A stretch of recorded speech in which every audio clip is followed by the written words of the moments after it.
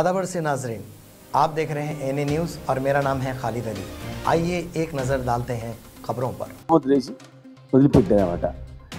ఇవాళ ఆ రకంగా అదే రకంగా ఈరోజు ఏం చేస్తారంటే ఒక కుటీర పరిశ్రమ ఈ రోజు కాకుండా పోయి చూడండి కల్లుకాంపండ్ల బజ్జిలోడు బతుకుంటాడు, ఒక మా ఆరకట్కి సోదరుడు సీకిలు పెట్టి ఆయన బతుకుంటాడు, మా ముద్రాజ్ సోదరుడు చేపలంపుడు బతుకుంటాడు, మా యాదవ్ సోదరుడు గొర్రెలు కూరమి బతుకుంటాడు, మా కుమరన్న పుండ్లు చేసి బతుకుంటాడు, మా కమరన్న బతుకుంటాడు.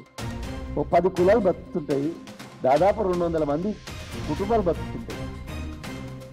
ఇప్పటి నుంచి కాదు, ఏళ్ళ తరబడి బతికించింది. ఎవరి మీద ఆధారపడి కార్మికుల మీద ఆధారపడి ఈ కులాలు బతుకుతాయి. వృత్తులు అక్కడ కార్మికుడు పైన చెట్టు ఎత్తే కింద దిగేంత వరకు బతుకున్న సంస్థలు తెలియదు. వేల మంది చచ్చిపోయి ఇవాళ కూడా చచ్చిపోతారు. చస్తున్నమని తెలిసినా వృత్తి చేసేది ఒకటే వృత్తి. చచ్చినా మళ్ళీ కొడుకు వేస్తున్నాడు, దాన్ని వేస్తే కొడుకు వేస్తున్నాడు. ఇంత భయంకరమైన వృత్తి వేల మంది చనిపోయింది. ఇప్పటికి 500-600 మంది గవర్నమెంట్ వచ్చినా కూడా చనిపోయినారు. వాళ్ళకి ఎస్దేశ ఇచ్చిన లిస్టే ఉంది. మరి ఇంత ప్రమాదంగా ఒకడు ప్రాణాలకు తెగించి గీసి దీన్ని తీసి అమ్మితే మళ్ళీ ఇక్కడ 10 మంది బతుకుతారు. ఈ 10 కులాలు ఎవరు చచ్చిపోరు. చచ్చిపోయేటోడు కార్మికుడే, గీత కార్మికుడే. ఇంత ప్రమాదకరమైన వృత్తిని ఎట్లా ఆధునీకరణ చేయాలని ఆలోచన చేయకుండా ప్యూర్గా కళ్ళుని ప్రజలకు ఎట్లా అందియాలని ఆలోచన చేయకుండా ఇవాళ మీరు నిషేధిస్తామని ఉద్గారుతున్నారు. అన్ని పేపర్లు వస్తున్నాయి, మాకు తెలుసు. కొన్ని పేపర్లు చనిపోయినందుకు మేము చాలా బాధపడ్డా, వరే మన వృత్తికి ఎంత చెడ్డ పేరు వచ్చిరా అని చెప్పి బాధపడ్డాం. కానీ మీరు మాట్లాడుతుంటే మీరేమైనా కలిపి చనిపోయిన తర్వాత చేసి ఇక నిషేధించవచ్చు అని చెప్పి ఉద్గారుతున్నారు అనిపిస్తుంది. ఎందుకంటే నేను ఎక్సైజ్ మినిస్టర్ కూడా చేసినా కదా, అడగండి. ఈ ప్రభుత్వం నేను ఛాలెంజ్ చేస్తున్నా, ఈ లిక్కర్ కంపెనీలను కానీ ఈ డిస్టిలరీలను కానీ ఒక్క నెలన పిలిచి వచ్చిన సింగల్ ఛాయ్ తాగినమా? ఇవాళ ఏం జరుగుతుంది? టోటల్ లిక్కర్ కంపెనీలన్నీ ఈ రాష్ట్రంలో ఒకరిద్దరు మేనేజ్ చేస్తున్నారు. ఇవాళ ఆంధ్రలో పలానప్పుడు ఇట్లా అయింది అని లాస్ట్ గత ప్రభుత్వం నుంచి ఇప్పుడు కేసు పెడుతున్నారు కదా. మరి ఈడ మీరు చేసేది ఏముంది? మీరు చేస్తారు ఏడా? మీరు చేస్తున్నారు. ఇక వాళ్ళు ఏమో ఆశ చెప్తున్నారంటే మాకు తెలిసిన ఇన్ఫర్మేషన్ కాడికి, అరే భయ్ మీకు నెలకు 100 కోట్లు ఇస్తున్నాము, ఇది బంద్ చేయండి 200 కోట్లు ఇస్తాము, కళ్ళు బంద్ చేయండి డబుల్ అయిపోతుంది. ఎట్లా డబుల్ అవుతుంది అంటే చీప్ లిక్కర్ రాతారు వాళ్ళు.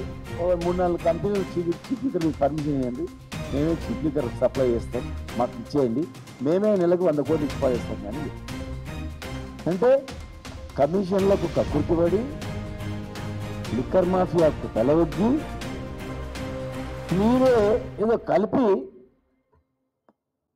ఆ దుకాణదారుల మీద వేసి చేస్తున్నారు అనేటువంటి అనుమానం మాకు కలుగుతుంది.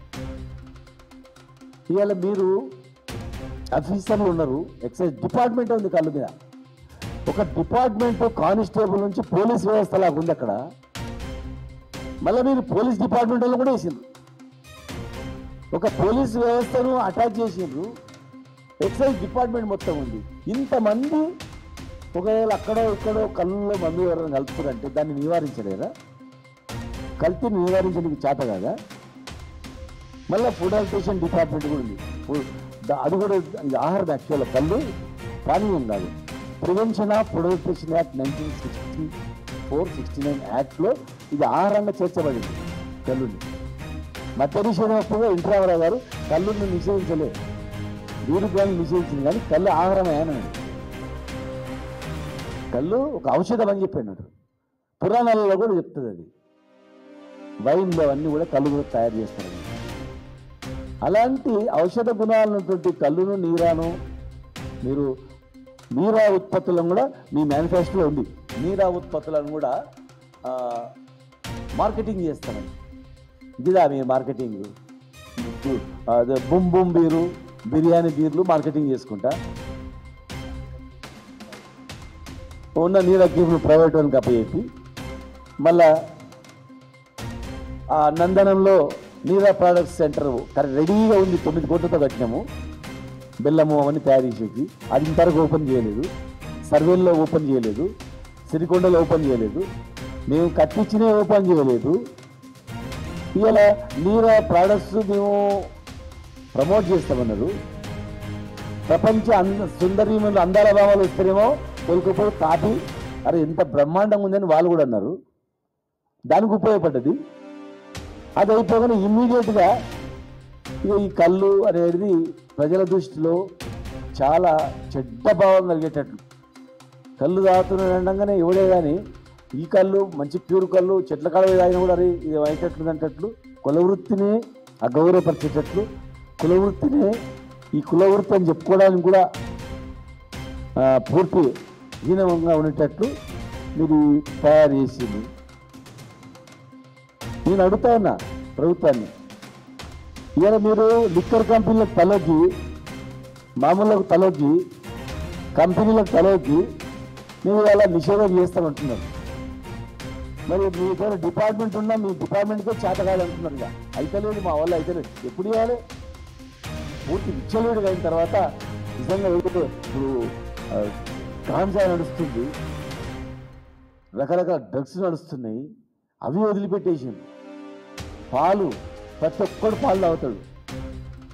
రాష్ట్రంలో ఉత్పత్తి అయ్యేది 11,30,000 లీటర్లు, ఖర్చు అయ్యేది 55,70,000 లీటర్లు. మరి ఇన్ని వేల లీటర్లు, లక్ష లీటర్లు ఎక్కడి నుంచి వస్తున్నాయి అనేది దృష్టి పెట్టకుండా యూరియాతో తయారు చేస్తారు, క్యాన్సర్ వస్తుంది, ఎట్లా తోడు పాలు తాగుతున్నారు, చచ్చిపోతున్నారు వాళ్ళు, స్లో పాయిజన్ లాగా పాలు తాగిపోతున్నారు.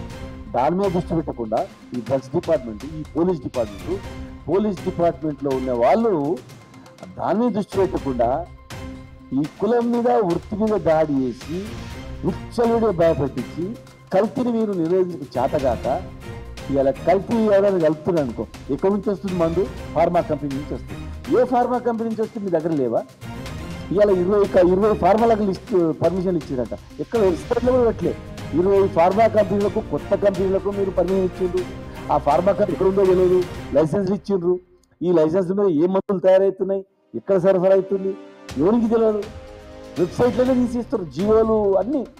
ఆర్టీఆర్లో పెడితే ఇవ్వదని చెప్పినట్టు ఎవరికి ఇవ్వకండి. గవర్నమెంట్ వచ్చింది ఆర్టీఆర్ నుంచి ఇచ్చింది. మరి వచ్చింది కనుక అరే మన బండారం బయటపడితే కనుక మీరు ఇవ్వద్దని చెప్పి మొత్తం నియమించుకున్నారు. అక్కడ ఎక్కడ దాని నుంచి బయటకు వస్తారు ఎవరైనా ఆర్టీఆర్ ఇన్ఫర్మేషన్ అడిగితే. ఇవాళ మీరు ఎక్కడి నుంచి మందు వస్తుందో కనుగొనకుండా ఆ ఫార్మా కంపెనీలను బంద్ చేయకుండా కొత్త ఫార్మా కంపెనీలు ఇస్తున్నారు. మా దృష్టికి వచ్చింది ఒకటి ఏంటంటే, ఒక ఫార్మా కంపెనీ ఈడ సప్లై ఈ నుంచి నైజీరియా అక్కడికి ఇంకెక్కడికో డ్రగ్స్ ఇక్కడి నుంచే తయారై పంపే పరిస్థితి ఉందిరా బాబు అని చెప్తున్నారు. ఇక్కడ నుంచి బీహార్కి సప్లై అవుతుందని చెప్తున్నారు. ఎక్కడో మూలకు పర్మిషన్ ఉంటుంది అంతే, పేరు ఉండదు, బోర్డు ఉండదు, అట్లా పర్మిషన్ ఇచ్చి పడేసారు. ఎవరిస్తుందో ఫార్మా కంపెనీలకు పర్మిషను ఒకసారి వెరిఫై చేయండి. మీడియా కూడా డిక్షనరీస్ కొత్త అక్కడ ఇతర రాష్ట్రాల్లో బ్యాన్ అయినటువంటి బీర్లు వస్తున్నాయి, ఇక్కడ ఎందుకు వస్తున్నాయో చెప్పండి. ఇక్కడికి పెట్టకు ఒక పెట్టె అమ్మితే పెట్టెకి ఇంత ఉసులు అవుతున్నాయి, ఎట్లా ఉసులు అవుతున్నాయి చెప్పండి. మరి మీరు ఉసులు వేసుకోండి, తినండి, చావండి, రేపడ్డాడు ఏం జరిగితే జరుగుతుంది. ఇవాళ కులవృత్తి ఉద్యోగులకు వస్తే మాత్రం బాగుండదు, వృత్తిని నిషేధిస్తామంటే కూడా బాగుండదు. ఇంకోటి చెప్తున్నాను, ప్రభుత్వం ఛాలెంజ్ చేసి చెప్తున్నా, మా కులదైవం ఎల్లమ్మ తల్లి, మా ఇంటి దైవం ఎల్లమ్మ తల్లి. బల్కంపేట ఎల్లమ్మ కాటు నేను వస్తా. నేను వాళ్ళలాగా దిగజారి పేర్లు చెప్పను, ఎమ్మెల్యేల పేర్లు చెప్పను. మా దగ్గర దాదాపు 35 మంది ఎమ్మెల్యేల లిస్ట్ ఇచ్చిర్రు. ఒక్కొక్కరికి 10 నుంచి 15 లక్షల రూపాయలు నెలకి ఇస్తున్నాం సార్ అని. ఒక్కొక్క ఎమ్మెల్యేకు 10 నుంచి 15 లక్షల రూపాయలు ఒక కాన్స్టిట్యున్సీలో పెద్ద ఊర్లు కలిపి చిన్న మళ్ళీ లెక్కలేదు. మళ్ళీ అలాగ ఇండివిజువల్ ఇచ్చేటోడు, మండలంలో చేసేటోడు, అక్కడ ఇచ్చేటోడు లెక్కలేదు. పెద్ద ఊర్లు, పెద్ద విలేజ్లలో, పెద్ద టౌన్లలో, పెద్ద టౌన్లకు ఇచ్చి 15 లక్షల రూపాయలు ప్లస్ కొందరు అయితే వాళ్ళ ఇంట్లో తిండి బిల్లు కూడా, తిండి బియ్యం పప్పు ఉప్పులు కూడా సౌదా వాళ్ళే కడుతున్నారట కిరాణా షాప్ల కాడ. వాళ్ళ భార్య పెళ్ళాం పిల్లలు తినేటువంటి హైదరాబాద్లో బిల్లు కూడా మొత్తం వీళ్ళే కడుతున్నారట. మరి మీరు తినే తిండి 10-15 లక్షల రూపాయలు, 15 లక్షల రూపాయలు నెలకు తీసుకుంటా మరి మీరు ఏం చేస్తున్నట్ల, ఏ ప్రోత్సహిస్తున్నట్ల? కులవృత్తి నిషేధిస్తుంటే మీరు పోయి ముఖ్యమంత్రి గారు చెప్పరా, సార్ వాళ్ళు తినే తిండి కూడా నేను తింటున్నాము, వాళ్ళు మా పెట్రోల్ డీజిల్ కూడా వాళ్ళే ఊపిస్తుండ్రు, మరి మీరు అది కల్తీ లేదు ఏం లేదు సార్, మరి వాళ్ళ శ్రమ దోసుకుంటున్నాం మేము, మరి నిషేధం ఎట్లా చేసేస్తారని మీరు అడగరా? లేదంటే పైసలు తీసుకొని కల్తీ కలుపుకోవడానికి మీరు వదిలిపెట్టిర్రా, కల్తీ చేసుకొని మేము అడ్డం వస్తామని చెప్పి. మీరు కావాలి పేర్లు అవుతలే, ఎందుకంటే నేను ఒక ఉద్యమకారునిగా, ఒక బాధ్యత గల వ్యక్తిగా, ప్లస్ ఒక మంత్రిగా పనిచేసే వ్యక్తిగా మీ రాజకీయ జీవితాలతో ఆడుకోవద్దు, సరి చేసుకోవాలని చెప్తున్నా. 35 మందికి పేర్లు పెట్టమని చెప్తా, గవర్నమెంట్ అడగని చెప్తా. నేను బల్కంపేట ఎల్లమ్మ గుడికాడ రమ్మని నేను వస్తా. బల్కంపేట ఎల్లమ్మ గుడిలో లోపల కూర్చున్నాం, లేదు తీసుకోలేదని చెప్పండి. మీరు ఏం శిక్ష చేస్తారో విధించుకోండి, మొత్తం ఇది నిషేధం చేసుకోండి. మా శ్రమ దోపిడీ గీతా కార్మికుడు పైనెక్కి సాగు బతుకులో దందా చేస్తే బెదిరించి మీరు నెలకు 15 లక్షల రూపాయలు నియోజకవర్గానికి తీసుకుంటారు. మరి తీసుకొని కల్తీని ప్రోత్సహిస్తుండ్రా? కళ్ళుని కావాలని 5 ఎకరాల ల్యాండ్ ఇచ్చి ఇప్పించి మీ జీవితాలు బాగా చేస్తున్నారు. ఏ లెక్క తీసుకుంటారు? ఏ కులవృత్తి తీసుకుంటారు? ఈజీగా దొరికిందా గౌడ్లు? ఈ వృత్తి వచ్చిందా? అరే భయపెట్టి వచ్చిందని. వీళ్ళు ఆర్థికంగా అభివృద్ధి అవుతున్నారు. బీసీ మూమెంట్లో కూడా వీళ్ళు యాక్టివ్గా ఉన్నారు. వీళ్ళని ఆర్థికంగా దెబ్బతీయాలనే చేస్తుండ్రా? నిజంగా కల్తీ మీద దృష్టి ఉంటే ఇంత డిపార్ట్మెంట్ ఎందుకు అరికడతాడు కల్తీని? అరికట్టండి కల్తీని. కల్తీ అరికట్టడానికి మీకు చేతగాక మామూలుగా కక్కుర్తిపడి, డబ్బులకు కక్కుర్తిపడి వృత్తిని డెవలప్ చేయకుండా కల్తీని డెవలప్ చేయడానికి మీరే ప్రోత్సహించి ఇవాళ పనిలో పని అని చెప్పి ఏదో దీన్ని కావాలని చేసి అని అనుమానాలు వస్తున్నాయి. మేము కళ్ళ నీళ్ళు తెచ్చుకున్నాం. అరే కళ్ళు రాదు ఇంతమంది తెచ్చుకోండి, ఈ వృత్తికి ఎంత చర్య తెలుస్తున్నారమ్మా, ఎంత పాపం చేసినా. కానీ 2-3 రోజులకు ఇమ్మీడియట్గా నిషేధించాల కళ్ళుని పూర్తిగా దశల వారీగా. ఫస్ట్ ఔటర్ రింగ్ లోపల, తర్వాత ఔటర్ రింగ్ అవతల నిషేధించేస్తే ఫుల్ మనకు జేబులు నిండిపోతాయి ఇంక 3 ఏళ్ళు అని చెప్పి మీరు ప్లాన్ చేస్తే మేము ఊరుకుంటామా? 80% ఊరుకోం. గౌడ సోదరులారా, మేము విజ్ఞప్తి చేస్తున్నాం. చెట్లు కోట్ల చెట్లుని 1,20,00,000 మేమే పెట్టినాం ఎక్సైజ్ మినిస్టర్గా ఉన్నప్పుడు. వైన్ షాప్ కూడా ముఖ్యమంత్రి గారు కేసీఆర్ గారు ఇది మీ వృత్తి అని చెప్పి మీరు మీకు ఇవ్వాలని చెప్పి క్యాబినెట్లో నేను మాట్లాడినప్పుడు ముఖ్యమంత్రి గారు స్వయంగా కరెక్ట్ శ్రీనివాస్ గారు చెప్పిందని చెప్పి 15% ఇచ్చాడు. నెక్స్ట్ గవర్నమెంట్ 30% ఇస్తా తమ్మి అన్నాడు కేసీఆర్ గారు. కాంగ్రెస్ పార్టీ 20% ఇస్తా అన్నది. ఇంతవరకు జీవో రాలేదు. 20% వైన్ షాపులు ఇస్తాను జీవో రాలేదు. మరి మేము 30% ఇష్టం ఈ టైంకి.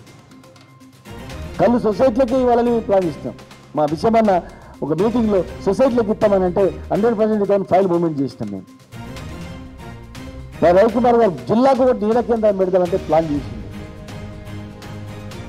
నీళ్ళ సెంటర్ దేశంలో ఎక్కడ లేనటువంటి నీళ్ళ సెంటర్ను హైదరాబాద్లో పెట్టాం, నడిగడ్డ మీద పెట్టాం. కులవృత్తిని ప్రోత్సహించాలని చెప్పి. ఒక కులవృత్తి గౌడ్ అంటే 10 కులాలు ఉంటాయి అక్కడ గౌడ్ కింద. మేము వృత్తిని మేము డెవలప్ చేస్తే కలిసిన పేరు మీద మీరు భూస్థాపితం చేసి ఇవాళ మీరు మామూలు మత్తులో ये थे आज की खबरें और आप दीजिए खालिद अली को इजाज़त और आप देखते रहिए एनए न्यूज़।